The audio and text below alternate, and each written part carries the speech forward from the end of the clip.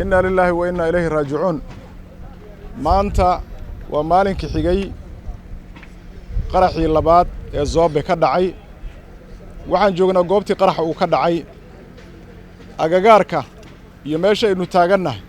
iyo dhismayaasha iyo jawiga oo dhan wuxuu ka markhaati furayaa burburka xoogga badan oo ay geysteen khawaarijta manaxayaasha ah oo arxanka aanan lahayn oo islaamnimada ka fog oo insaannimada ka fog waxa ay la maagan yihiin oo ay mararka qaarkoodna fuliyeen welina ay ku taamayaan inay sameeyaan oo ay ula socdaan ummadda Soomaaliyeed. runtii meesha tan waxa ka dhacay wuxuu u eegyahay dhulgariir hantidii ummadda dadkii dhiigoodii wixii lagu soo tabcayay dadkii wax baranayay wasaaraddii waxbarashada dadkii u imaanayo ardayda ahay oo shahaadooyin ka doonayay waalidiintii dadkii ku dukaamaysanaya meesha tan oo ganacsiga ku haystay yacni xoolihii lagu tabcay sida dhibaatada ah oo loo soo maray dariiqa dheer in daqiiqad gudaheed lagu burburiyo oo dad birimageyda ah oo dumar leh oo odayaal leh oo dadaan hubaysnayn leh oo carruur leh la banaysta dhiigooda oo qarax intaa la eg loo geysto hadday wax muujinaysa waxay ku tusaysaa un keliya caqli xumada iyo caqiide xumada iyo cilmi xumada isugu darsoontay nimanka la yidhahda khawaarijta. shacabka Soomaaliyeed waxaan ugu baaqayaa waan halkan uga soo jeedinayaa xilli la gagabado iyo xilli la isgaabiyo waa la soo dhaafay. wixii ka dhacay shalay toole meesha tan waxay caddayn u tahay kama dambays ah qofkii shaki uu kaga jiray dadka kanu inay duulaan ku yihiin qof walba oo Soomaali ah naftiisa, inay duulaan ku yihiin jiritaanka, inay duulaan ku yihiin farxadda, inay duulaan ku yihiin dhaqaalaha ummadda, inay duulaan ku yihiin Soomaaliya in lagu sii noolaado. dadka dalka Ilaahay ku beeray subxaanahu wa ta'aala waa innaga, dalka kan dadka Ilaahay subxaanahu wa ta'aala uu dhaxalkiisa siiyey waa innaga. nin gar u leh ama koox gar u leh intay isa soo abaabusho u soo tababarato inay nagu kadeeda dalkeenna ma ay jirto. xaq waxaa loo leeyahay markay soo baxaan waxaan oo kale iyo xisaabaadkan mujrimada ah in la isdifaaco oo hubka la qaato oo la iska qabto gooryaankaas ummadda ku dhex jira. Ilaahay waxa uu leeyahay udina lilladina yuqaataluuna biannahum dhulimu, kuwa la dhibaataynaya ee lala diriraya waxa loo idmay inay dagaal galaan oo isdifaacaan. limaada waa la dulmiyey, cidda dulmisay lama sheegin waxa ay sheeganayaan ma gaala ma muslimba ma kuwa kale oo kharibanba ma diinlaawayaalba sida kuwan oo kale ay yihiin. marba haddii dulmiga noocaasa uu yimaado xaq waxaad u leedahay inaad difaacaad ka geshid. shabaab dadka waxba uma taraan, markay dhibaataysan yihiin ma caawiyaan, markay abaaraha qabaan uma gurmadaan, markay daadad ku fatahaan ugama maciinaan, bal ee meelaha ay joogaan dadka waa go'doomiyaan, baad bay ka qaadaan, ilmahay ka kaxaystaan iyagoo nool. markaasaa cunugaagii laga yaabaa in loo isticmaalo adiga in dib lagugu soo celiyo oo uu ku dilo. dumarkay kaxaystaan ayagoon idan iyo weli midna aanan weydiisanaynin, meeshay doonaan bay geeyaan.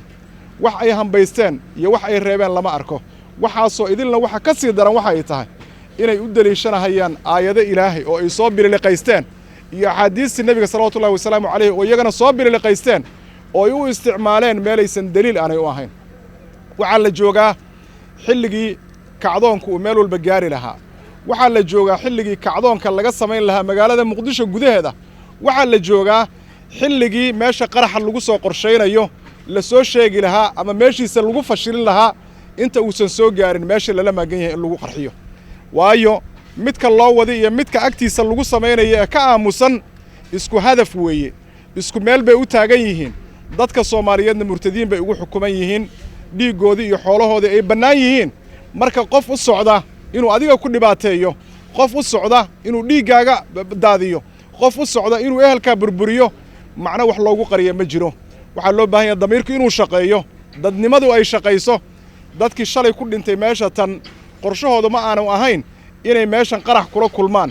ee qaraxii la waday baa kula kulmay iyaga meesha. saas darteed baanu u jirin qof aamin ah. haddaba hadday sidaa tahay waxaa loo baahan yahay qaraxa ay dhici karto inuu meel kale kugula kulmo inaadan ogolaanin inuu qolo kala aado. laamaha amniga in lala shaqeeyo, dawladda in lala shaqeeyo la garab istaago. dawladdeenna weeye dadku inay dawlad yeeshaanna diin weeye. dawlad la'aanta iyo fawdada oo ay rabaan shabaabna waa diin darra weeye. sidaa darteed dawladdaas in khayrka lagu kaalmeeyo, laga dambeeyo, la adeeco. ilaahay bay quraankiisa nas kaga dhigay yaa ayuha alladina aamanu atiicu allaha wa atiicu rasuula وأولي الأمر منكم قال نمدح جوجو صومالي بقولك يا بقول ومسلم دولة ديادو ومسلم شعب كذا ومسلم سياسيين تيادو ومسلم سراكيش يادو ومسلم أقوياء كذا ومسلم قال لك صور حقبان مهيو dadka noocaas ee wada muslimiinta abka absoo ahaay u taagnaa ahlu quraanka macna inta loo kala saar la yiraahdo maya qarax waxaan u wadnay wasaaradda Hiblaayo yaa u baneeyay wasaaradda inay weeraraan waa su'aasha xigta haddii wasaaradda u socdeen oo qaraxii hore ay ku dhufteen kii labaad ma wasaaradda u socday oo dadka baabi'iyay oo dadka xasuuqay waxa meesha yaalla waxay tahay cisaabo mujrimo ah maafiya ah khawaarij ah nidaamkii ka baxday ku soo jeedsatay ummadda uguna soo jeedsatay inay dhibaateeyaan waxaan u baahannahay marka kansarkaas inaynu iska jarno oo qofna aanu qarin qofna uusan u nixin qabiil ma laha oo gobol ma laha oo maamul ma laha oo waalid ma laha oo arxan ma laha oo ixsaan ma laha oo qaraabo ma laha waxa noocaasoo xitaa waalidiintood dilaya macna loo dhowrtay meesha ma yaallo ummadda Soomaaliyeed laba mid baa u taala in qof walba uu qaraxa maalinkiisa meesha ku sugo oo ay masaakiin noqdaan madaxa hoos u roga iyo inay maya yiraahdaan oo nimanku xabadda waa kartaayo gobolada lagala dagaalamayba waa laga soo saaray waana loo guuleystay oo masaajidka cali gudud baa shalay u dambeysay oo laga saaray taa iyada si ay u qariyaan baa waxay isku dayayaan inay leexiyaan focuska dadka ay leexiyaan marka waxa loo baahan yahay sida goobaha looga saaray caasimadana in looga saaro oo caasimadeenu ay la qeyr noqoto caasimadaha adduunka ee nabadda ah ee markaan meesha tan u adkaysan weyn intaan u cararna bariyahan ku soo nasanno oo meeshan ay noo noqoto meeshii loo soo carari lahay oo dadkii ka qaxay oo ka tegey oo nolosha ka raadiyey iyo nasiinada iyo nabadda meelaha kale ay dib ugu soo laabtaan waxaa lagu heli karaa wadajir midnimo isku tashi iyo in ilaahay xarigiisa la wada qabsado oo aan la kala tegin oo la iskhilaafin wa'tasimu bihablillahi jamii'an wala tafarraqu cadowgana cunahayana gacan bira inuu ku qabanno waana qabsoomahayaan ilaahay baana qabanaya waana nugu kaalmaynaya haddii aynu la nimaadno asbaabtii iyo shuruudihii nalagu siinahay hilka ilaahay waxaan u weydiinaynaa intii dhimatay inuu shahaadadooda u aqbalo inta dhaawacan uu u boogadhayo inta dhibaato ay ka soo gaadhay oo xoolahoodii ay ku baaba'een inuu ciwad khayr qabo uu siiyo